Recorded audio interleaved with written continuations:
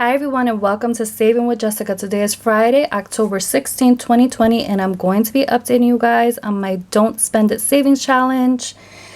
So let me roll this dice. Alright, so I have 10. Ah, I'm saving $5 this week. Alright, so if you guys still haven't gotten this saving sheet, it is on my Etsy shop. I will leave that in the description below. So here is the $5 I was able to save this week. So far I have $20 saved for this savings challenge. This is a bi-weekly savings challenge.